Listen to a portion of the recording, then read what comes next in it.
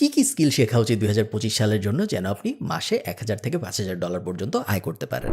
2025 সালে আপনি যদি ক্যারিয়ার গড়তে চান, স্পেশালি আপনি যদি অনলাইনে ক্যারিয়ার গড়তে চান, তাহলে কোন স্কিল শেখা উচিত? আজকে আমরা ডেটার উপর ভিত্তি করে কয়েকটা স্কিলের কথা বলবো, যে স্কিলগুলো যদি আপনি শিখতে পারেন তাহলে আপনার 2025 সাল অনেক বেশি অসাধারণ যাবে। ভিডিও শুরু করার আগে বলে রাখি, সেম ভিডিও আমরা কিন্তু প্রত্যেক বছর করি। 2024 সালেও আমরা 2024 সালের সেরা স্কিলগুলো নিয়ে কথা বলছি, 2023 সালেও আমরা 2023 সালের সেরা স্কিলগুলো নিয়ে কথা বলছি। ওগুলার বেশিরভাগই এখনো রেলেভেন্ট। এরকম খুব কমই হয় যে একটা স্কিল যেটা 2023 সালে অসাধারণ ছিল, সবাইকে শিখতে বলা হয়েছে, 2025 সালে এসে ওটা আর কারো শেখা উচিত না। এরকম খুব কমই হয়। সো আপনার যদি আরো স্কিল দরকার হয় তাহলে আমি রেকমেন্ড করবো এই ভিডিওটা দেখার পরে গত বছরেরটা দেখতে এবং তারপর তার আগের বছরেরটা দেখতে। ওগুলার 99% স্কিল এখনো রেলেভেন্ট। ওগুলো যদি আপনি ঠিকমতো শিখতে পারেন, এখনো আপনার জীবনে, আপনার ক্যারিয়ারে অনেক বেশি ইমপ্রুভমেন্টস আসবে এবং আপনার আয় রোজগার অনেক বেশি বাড়বে। চলেন এই বছরের ভিডিও শুরু করি।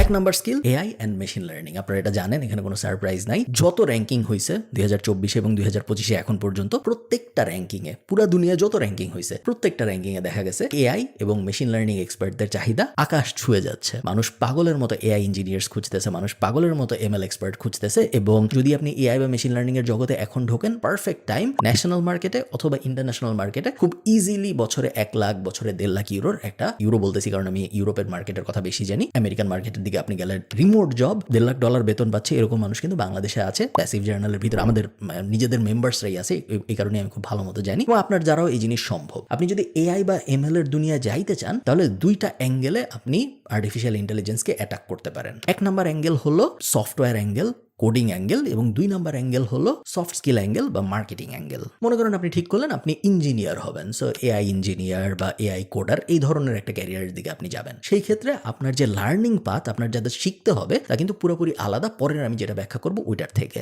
ইঞ্জিনিয়ার হইতে আপনার অবশ্যই পাইথন লাগবে, পাইথন ছাড়া তো আপনি হইতে পারবেন না। আমি বলবো আপনার C++ও লাগবে, জাভাও হয়তো লাগবে, যেগুলো বেসিক কোডিং, বাট স্টিল আপনি এআই ইঞ্জিনিয়ার হইতে গেলে এগুলো ছাড়া আমার মনে হয় না সম্ভব। আপনার আর শেখা উচিত স্ট্যাটিস্টিক্যাল অ্যানালাইসিসের জন্য। এবং যেহেতু আপনি ইঞ্জিনিয়ারিং এর একটা লাইনে যাচ্ছেন, এআই ইঞ্জিনিয়ারিং এর একটা লাইনে যাচ্ছেন, আপনার অবশ্যই ম্যাথমেটিক্যাল সেন্স ভালো হওয়া উচিত। সো লিনিয়ার অ্যালজেব্রা বলেন বা ক্যালকুলাস বলেন, এই টাইপ জিনিসপত্রগুলো কিন্তু আপনার শেখা থাকতে হবে। এবং অবশ্যই মেশিন লার্নিং এর ফান্ডামেন্টাল শেখা থাকতে হবে। মনে হইতে পারে যে এত কঠিন জিনিস, এগুলো আমি কিভাবে শিখবো না শিখবো। গুগলের ফ্রি কোর্স আছে, ইউটিউবে হাজার ফ্রি কোর্স আছে। এআই যেহেতু একটা হট টপিক, যত বড় কোম্পানি আছে, ফ্যাং বলেন বা ইভেন ফরচুন 10 বলেন, যত ন্যাসডাকের যেসব বড় কোম্পানির নাম আপনি শুনছেন, ইভেন এমন কোম্পানি ধরেন আইবিএম টাইপ কোম্পানি, সবাই ফ্রি কোর্স লঞ্চ করেছে এআই রিলেটেড, এবং প্রত্যেকটাই আপনি গুগল করলে পেয়ে যাবেন।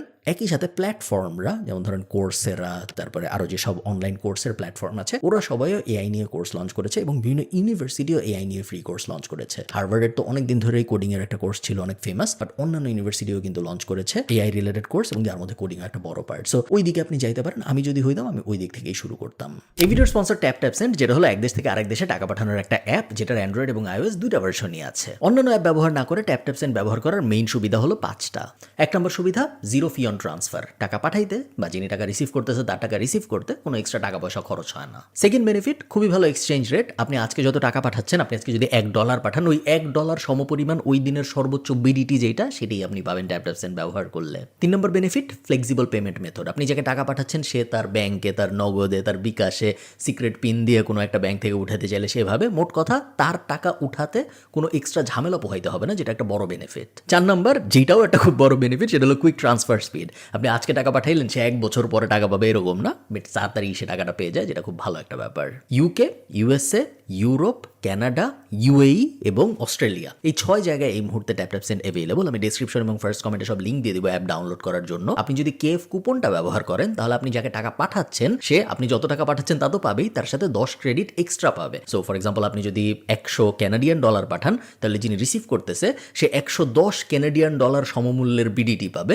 $100 সমমূল্যের বিডিটি না পেয়ে। কিন্তু আপনি যদি দিরহাম পাঠান, শুধুমাত্র দিরহামের জন্য হিসাবটা আলাদা। দিরহামের ক্ষেত্রে আপনি যাকে 100 দিরহাম পাঠাইতেছেন, সে 100 দিরহামের জায়গায় 150 দিরহাম পাবে। বিস্তারিত সবকিছু ডেসক্রিপশনে দেওয়া থাকবে, চলেন ভিডিওতে ফেরত যাই। আপনি যদি মার্কেটিং এর অ্যাঙ্গেলে যেতে চান, যে আমি এআই ইন্ডাস্ট্রিতে থাকবো বাট আমি সফটওয়্যার ডেভের অ্যাঙ্গেলে যাব না, আমি মার্কেটিং এর অ্যাঙ্গেলে যাব, সেই ক্ষেত্রে আমি বলবো AI agent is the hot space. কিভাবে একটা এআই এজেন্ট বানানো যায়, কিভাবে অটোমেট করা যায় বিভিন্ন ম্যানুয়াল অ্যাক্টিভিটি বিভিন্ন কোম্পানির, এবং যেহেতু দুনিয়ায় কোটি কোটি কোম্পানি, এবং যেহেতু এই কোটি কোটি কোম্পানির হাজারো কোটি রকম সার্ভিসেস, যেহেতু তাদের প্রসেসও কোটি কোটি রকম, সো এআই এজেন্ট বা এআই অটোমেশনের চাহিদাও কোটি কোটি রকম। আমি আমার কোম্পানিতে যেভাবে কাজকর্ম করি, আমার কোম্পানিতে আমি শিওর 10 জায়গায় এআই দিয়ে অটোমেট করা সম্ভব। বড় বড় কোম্পানি যেগুলো, ওগুলায় 100 জায়গায় সম্ভব, 1000 জায়গায় সম্ভব, 1 লাখ জায়গায় সম্ভব। এই সব নিয়ে কিন্তু কাজকর্ম হচ্ছে। সো এআই অটোমেশন এবং এআই এজেন্ট স্পেস একটা বড় স্পেস। আপনারা অলরেডি জানেন যারা জিপিটি এক্সপার্ট তাদের বেশ চাহিদা, প্রম্পট ইঞ্জিনিয়ারিং যারা ভালো করতে পারে, এবং ইন্ডিভিজুয়াল টুল এক্সপার্ট এআই স্পেসের, chat GPT expert, mid journey expert, তারপরে 11 ল্যাবস এক্সপার্ট,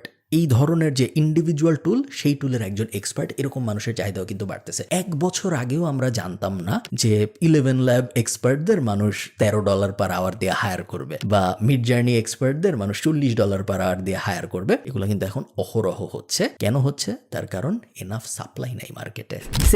সেকেন্ডটা রিলেটেড, আবার একই সাথে নন রিলেটেডও। সেকেন্ডে আমি রেখেছি ডেটা সায়েন্স এবং ডেটা অ্যানালিটিক্সকে। এটা রাখার কারণ আছে, চেগ একটা রিপোর্ট করেছে, যেখানে চেগ বলেছে যে 2025 সালে হাইয়েস্ট আর্নিং পোটেনশিয়াল যে স্কিলগুলার আছে তার মধ্যে ডেটা অ্যানালিটিক্স অন্যতম। আমার মনে আছে যখন আমি ব্যাচেলর করতেছি এবং যখন মাস্টার্স করতেছি 2017-18 এই পিরিয়ডটা, সো মেইনলি মাস্টার্সের পিরিয়ডটায় বিগ ডেটা নিয়ে অনেক কথাবার্তা শুরু হয়, যে বিগ ডেটা কিভাবে মডিফাই করা হবে, বিগ ডেটা নিয়ে কিভাবে কাজকর্ম করা হবে, বিগ ডেটা অপটিমাইজেশনের জন্য কি কি সলিউশনস আছে মার্কেটে, ওই সলিউশনসগুলোর ব্যাপারে এক্সপার্টদের কিরকম চাহিদা পাবে, এগুলো নিয়ে অনেক কথাবার্তা হইতো ওই সময়। তারপরে 2-1 বছর কিন্তু এগুলো নিয়ে অত কথাবার্তা হয় নাই। এখন আবার দেখা যাচ্ছে এত ডেটা মার্কেটে এবং এত রকমের ডেটা মার্কেটে যে বিগ ডেটার চাহিদা আবার বাড়তেছে, ডেটা অ্যানালিটিক্সের চাহিদা আবার বাড়তেছে, এবং মনে হচ্ছে না এই বাড়া কখনো আর থামবে। এগেইন আপনি যদি ডেটা সায়েন্সের ভিতরে যাইতে চান, আপনার আবারও প্রোগ্রামিং ল্যাঙ্গুয়েজ লাগবে, যেগুলো আমি বললাম একটু আগে এআই এর জন্য। প্রায় সিমিলার সব স্কিল আপনার ডেটা সায়েন্সের ক্ষেত্রে গেলেও লাগবে। একই সাথে কিছু অ্যাডিশনাল স্কিল আপনার লাগবে বলে আমার মনে হয়, যদিও আমি ডেটা সায়েন্স ব্যাকগ্রাউন্ডের না, বাট আমার ক্ষুদ্র জ্ঞান থেকে আমার মনে হয় আপনার অবশ্যই এসকিউএল ডেটাবেস টাইপ জিনিসপত্র খুব ভালো মতো আয়ত্তে থাকতে হবে। আপনার প্ল্যাটফর্মগুলোর ব্যাপারে ভালো নলেজ থাকতে হবে। ধরেন অ্যামাজনের AWS আছে, গুগলের ক্লাউড আছে, এই সব কিছুর ব্যাপারে আপনার খুব ভালো নলেজ থাকতে হবে। একই সাথে ধরেন NLP, deep language, time sensitive model ইত্যাদি যা যা আছে, ওগুলোর ব্যাপারেও যদি আপনার ভালো নলেজ থাকে, তাহলে আপনি ডেটা সায়েন্স ফিল্ডে দেখবেন অনেক ভালো করবেন। একটা জিনিস আমি বলে রাখি, এটা ডেটা সায়েন্সের জন্য সত্য, বাট এটা প্রবাবলি সবকিছুর জন্যই সত্য। গুগল এবং IBM এর কিন্তু ডেটা সায়েন্সের সার্টিফিকেশন আছে, এবং আমি মনে করি আপনি যদি ডেটা সায়েন্স ফিল্ডে যেতে চান, আপনার অবশ্যই এই সার্টিফিকেশনগুলো নেওয়া উচিত। একই জিনিস আমি ডিজিটাল মার্কেটারদের জন্য মনে করি, যে আপনি যদি ডিজিটাল মার্কেটিং ফিল্ডে যেতে চান, গুগল অ্যানালিটিক্স সার্টিফিকেশন, তারপরে ফেসবুকের অ্যাডেরও একটা সার্টিফিকেশন আছে, মেটার, এই ব্যাপারগুলো, হাবস্পটের সার্টিফিকেশন, এগুলো যদি আপনার নেওয়া থাকে তাহলে ভালো হয়। মার্কেটিং এরগুলো করা আসলে অনেক সহজ। অ্যাকচুয়াল ডেটা অ্যানালিটিক্সের ভিতরে যদি আপনি যান, বা ডেটা সায়েন্সের ভিতরে যদি আপনি যান, ওই সার্টিফিকেশনগুলো পাওয়া অনেক কঠিন, বাট এগুলো ওয়ার্থ ইট, স্পেশালি যদি আপনি রিমোট জব খোঁজার পরিকল্পনা করেন এই স্কিলগুলো দিয়ে। ওকে, থার্ডে আমি একটা বাকেট করে আপনাদের বলতেছি। থার্ডে আমি একই সাথে রাখবো ডিজিটাল মার্কেটিং, একই সাথে আমি রাখবো কন্টেন্ট, একই সাথে আমি রাখবো মার্কেটিং স্ট্র্যাটেজি, এবং একই সাথে আমি রাখবো এডিটিং। সো এগুলো সবই আলাদা আলাদা স্কিল, প্রত্যেকটারই ইন্ডিভিজুয়াল এক্সপার্ট হয়, এবং প্রত্যেকটার ইন্ডিভিজুয়াল এক্সপার্টদেরই অনেক চাহিদা, বাট সব যেহেতু সিমিলার কনসেপ্ট ওয়াইজ, এই কারণে আমি সবকটা একসাথে আপনাদের বলতেছি। বাট আপনাদের এর সবকটা শিখতে হবে, এটা একদমই জরুরি না। আপনি শুধু ভিডিও এডিটিং শিখতে পারেন, আপনি শুধু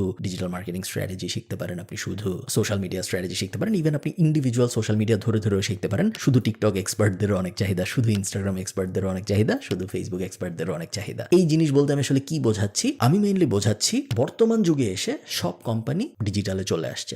ডিজিটালে স্পেন্ড প্রতি বছর আগের বছরের থেকে বাড়ছে। আমি যখন ব্যাচেলর শেষ করি 2016 সালে, তখন যদি আমাকে কেউ বলতো যে ডিজিটাল মার্কেটিংয়ে বাংলাদেশের প্রত্যেকটা কোম্পানি হায়ার করা শুরু করবে আগামী 5 বছরের মধ্যে, আমি তাকে পাগল ভাবতাম। আমি নিজে ডিজিটাল মার্কেটিংয়ে মাস্টার্স করছি আয়ারল্যান্ডে, তারপরেও আমি মানুষকে পাগল ভাবতাম যদি আমাকে কেউ এটা বলতো, কারণ বাংলাদেশ যত র্যাপিডলি ডিজিটাল পেনিট্রেশন হইছে, তত র্যাপিডলি হবে আমি আশা করি নেই। কোভিড না থাকলে হয়তো হইতো না, সত্যি, বাট তারপরেও এটা আমার আশার থেকে অনেক বেশি হয়েছে। প্রত্যেকটা কোম্পানি, একদম প্রত্যেকটা কোম্পানির এখন ডিজিটালে মানুষ আছে। আর কিছু না থাকুক, ফেসবুক পেজ ম্যানেজ করতে মানুষ আছে। প্রত্যেকটা কোম্পানি কন্টেন্ট মডারেটর চায়, প্রত্যেকটা কোম্পানি চায় এমন একজন যে তাদের কাছে স্ট্র্যাটেজি নিয়ে আসবে এবং তাদেরকে বলবে যে হ্যাঁ, আমি এই জিনিসগুলো করে আপনার ভিজিবিলিটি বাড়াবো ডিজিটাল স্পেসে। এরকম মানুষ খুঁজতেছে সবাই, বাট এরকম মানুষ কেউ পাচ্ছে না। এটা একটা অ্যাঙ্গেল। ভিডিও এডিটর মানুষ পাগলের মতো খুঁজতেছে, কারণ প্রত্যেক কোম্পানি ভিডিওতে যাচ্ছে, ভিডিও এডিটর পাওয়া যাচ্ছে না। আমি নিজে সাক্ষী, আমি নিজে খুঁজতেছি অনেকদিন ধরে, এবং আমিও পাই না তা না, আমি পাই, বাট ভালো কোয়ালিটির পাই না। এবং ভালো কোয়ালিটির যারা কেন পাই না আমি বলি, তার কারণ ভালো কোয়ালিটির যারা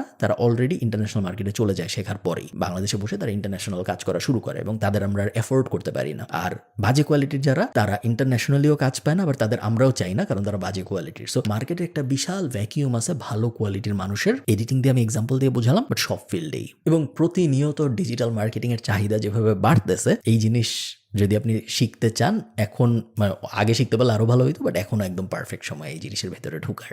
ফোর্বস একটা আর্টিকেল পাবলিশ করছে, যে আর্টিকেলে ওরা বলছে যে 3টা জিনিস যদি আপনি করতে পারেন তাহলে আপনার ইনকাম এই বছর ডাবল হয়ে যাবে। এই 3টা জিনিস আমি কুইকলি আপনাদের বলতে চাই, কারণ এই 3টা জিনিস একটু থিওরিটিক্যাল, বাট আপনাদের কাজে আসবে বলে আমি বিশ্বাস করি। 1 নম্বর হলো কাস্টমার সেন্ট্রিক ফোকাস। মেইনলি ওরা যেটা বোঝাতে চাইছে সেটা হলো নিজে নিজে চিন্তা ভাবনা না করে, নিজে নিজে হাইপোথিসিস দাঁড় করানোর চেষ্টা না করে, কাস্টমারের কাছ থেকে বোঝার চেষ্টা করা উনি কি চায়। আমি যেন এরকম ভেবে না নিই যে কাস্টমারের লাল গেঞ্জি দরকার, কাস্টমারকে জিজ্ঞেস করে জানার চেষ্টা করতে হবে যে ওনার লাল গেঞ্জি দরকার। আমি খুব সহজ করে বোঝানোর চেষ্টা করলাম, আপনারা অ্যাকচুয়াল আর্টিকেলটা পড়লে হয়তো আরো ডিটেল জানতে পারবেন। সেকেন্ড, ওরা যে জিনিসে ফোকাস করতে বলছে সেটা হলো এআই পাওয়ার্ড মার্কেটিং শেখার ব্যাপারে। মার্কেটিংকে কিভাবে এআই এনাবল করতে হয়, কিভাবে স্পিডও বাড়াইতে হয়, ক্রিয়েটিভিটিও বাড়াইতে হয় এআই ব্যবহার করে, সেটার উপরে গুরুত্ব দিতে বলেছে ফোর্বস। এবং থার্ড হলো রিসোর্সফুলনেস। আমরা দেখেছি যে 2022 শেষ হওয়ার পরে কিন্তু স্টার্টআপের একটা ড্রাই ফেজ শুরু হয়েছে। আপনারা যারা স্টার্টআপ কালচারের সাথে একটু ওয়াকিবহাল তারা হয়তো জানেন যে ফান্ডিং মোটামুটি বন্ধ হয়ে গেছে। বাংলাদেশেও হয়েছে অনেকাংশে, বাট ইন্টারন্যাশনালি অ্যাকচুয়ালি হয়েছে। সো এই রকম একটা সিচুয়েশনে রিসোর্সফুলনেস খুব ইম্পর্টেন্ট। অনেক কোম্পানি আছে যারা প্রফিটেবল থাকতো না, তারা গ্রোথে ফোকাস করতো, তারা প্রফিটেবল হইতে বাধ্য হয়েছে, কারণ নাহলে তাদের কোম্পানি ব্যাংক্রাপ্ট হয়ে যেত। সো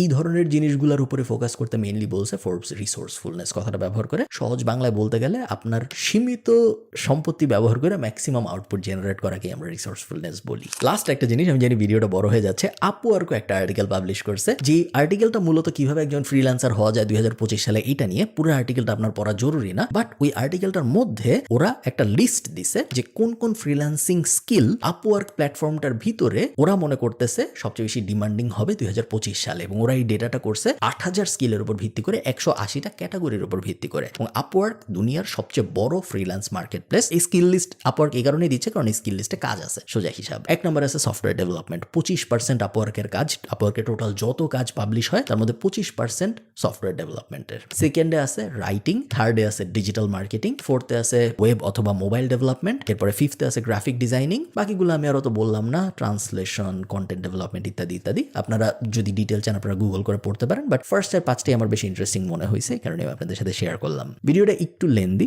ভিডিওটা একটু তাত্ত্বিক, বাট আমি শিওর আপনাদের অনেক বেশি হেল্প হবে। এইরকম জিনিসপত্র যদি আমাকে কেউ বলতো যখন আমি আমার ক্যারিয়ার শুরু করতেছিলাম, আমার হয়তো অনেক হেল্প হইতো। আরো কয়েকটা জিনিস আমি আপনাদের বলে দিই। কোনো একটা কিছু শিখবেন, এটা যখন আপনি ডিসাইড করে ফেলছেন কিভাবে শিখবেন, এটা নিয়ে আমার একটা ভিডিও আছে। ওই ভিডিওটা যদি আপনি দেখেন আপনাদের হেল্প হবে। এবং গত 2 বছর আমি যেটা ভিডিও শুরুতে বলেছিলাম, গত 2 বছর আমি সিমিলার ভিডিও অন্যান্য স্কিল নিয়েও পাবলিশ করেছি। ওগুলো যদি আপনি দেখেন, ওগুলোর অনেক কিছু আপনারা দেখবেন এখন আরো অনেক বেশি রেলেভেন্ট। যেমন 4 বছর আগে যখন আমি মানুষকে বলছি যে ভিডিও এডিটিং এ ফোকাস করো, ভিডিও এডিটিং শিখো, তখন মানুষ আমাকে অনেকে হাবিজাবি বলতো। ইভেন একটু বইয়ের অফ টপিক হয়ে যাচ্ছে, মানে ভিডিওর, আমি একটা বই লিখছিলাম 2019 সালে, কোভিডের অনেক অনেক আগে। ওই বইয়ের ভিতরে আমি বলছিলাম, বইটা আমি অত রেকমেন্ড করি না, বইটার নাম এখান থেকে শুরু। বইটা এখন আর রেলেভেন্ট না, মার্কেটিং এর বই তো। সো যা যা বলছিলাম সবকিছু এখন আউটডেটেড হয়ে গেছে। সো বই কেনার দরকার নেই। বইয়ের ভিতরে আমি আপনাদের বলছিলাম 2019 সালে যারা পড়ছিলেন তাদের মনে আছে যে পডকাস্ট খুব বড় একটা ব্যাপার হবে, এবং আমি সবাইকে বলছিলাম যে পডকাস্টে ফোকাস করতে। 2019 সালে বলছিলাম, 2024 সালে এসে সত্য হয়েছে। আমি কোনো ভবিষ্যৎ বক্তা না, আমি যা যা বলতেছি তা সত্য হবে তা না, আমি জাস্ট ডেটার উপর ভিত্তি করে আপনাদের বলতেছি। এবং জাস্ট এই কাহিনীটা আমি তাদের ইন্সপাইরেশন দিতে বললাম যে